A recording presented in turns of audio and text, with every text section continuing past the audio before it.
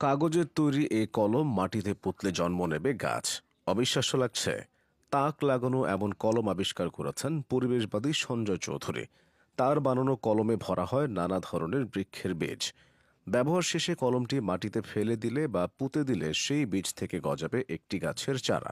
সেই চারা থেকে ফুল গাছ কিংবা সবজি গাছ বের হবে। ঋতু অনুযায়ী যখন যার ফলন ভালো হয় সেগুলোই কলমের সাথে সংযুক্ত করা হয়। সঞ্জয় চৌধুরী পড়াশোনা করেছেন বেগম রোকেয়া বিশ্ববিদ্যালয়ের ভূগোল ও পরিবেশ বিজ্ঞান বিভাগে। সাধারণ কলমে প্লাস্টিক বেশি দেখা যায়, আর পরিবেশের জন্য ক্ষতিকর বস্তু হলো প্লাস্টিক। সঞ্জয় চৌধুরীর কলমের নিব ছাড়া বাকি অংশটাই পরিবেশ বান্ধব। 2014 সালে রংপুরের বেগম রোকেয়া বিশ্ববিদ্যালয়ে ভর্তির পর থেকে বিভিন্ন পরিবেশবাদী সংগঠনে যুক্ত হন সঞ্জয়। তিনি প্রথম বর্ষে পড়ার সময় যুক্ত হন নদী সুরক্ষায় কাজ করা সংগঠন রিভারাইন পিপলের সঙ্গে। এছাড়াও নিজ ক্যাম্পাসকে সবুজায়নের লক্ষ্যে কাজ শুরু করেন। ছাত্রাবস্থায় শিক্ষক ডক্টর তুহিন ওয়াদুদের কথায় প্রথম কলম ব্যবহার করে সবুজায়ন নিয়ে ভাবতে শুরু করেন।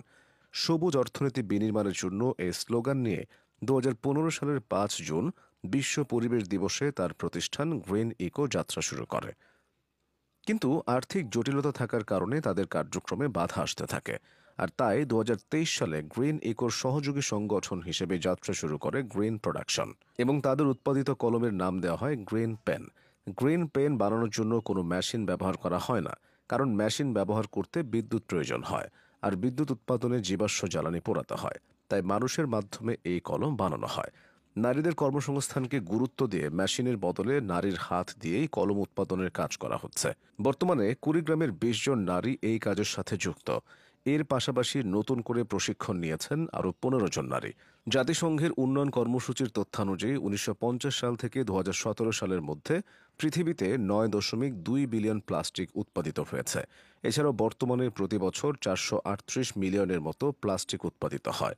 কাগজ দিয়ে কলম এবং কলমের খাপ তৈরির কারণে অন্তত 95% প্লাস্টিকের ব্যবহার কমিয়ে আনা গেছে। কুড়িগ্রাম দেশের অন্যতম দরিদ্র জেলা হওয়ার কারণে সঞ্জীব চৌধুরী এই গ্রামটি বেছে নিয়েছেন। গ্রামের নারীরা বাড়ির কাজের পাশাপাশি এই কলম তৈরির মাধ্যমে দিনে 200 থেকে 300 টাকা পর্যন্ত আয় করে থাকেন। গ্রিন প্রোডাকশন নামের একটি ফেসবুক পেজে অনেকে এই কলম অর্ডার দিয়ে থাকেন।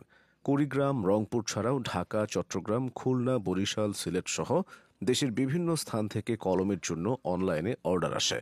এছাড়াও দেশের বাইরে যুক্তরাষ্ট্রেও এই কলম সরবরাহ করা হয়ে থাকে। বর্তমানে 3 ধরনের কলম উৎপাদন করা হয়। সেগুলো 10 টাকা, 12 টাকা এবং 15 টাকা দরে বিক্রি করা হয়। দেশের সবার কাছে এই কলম পৌঁছে দেওয়ার পাশাপাশি দেশের বাইরেও রফতানি করতে চায় গ্রিন ইকো। তাই সংগঠনটি সরকারি ও বেসরকারি অনেকের কাছে সাহায্য চেয়েছে। কাগজের তৈরি এইসব কলমের মাধ্যমে একদিন রুক্ষ প্রকৃতি স্নিগ্ধ হয়ে উঠবে।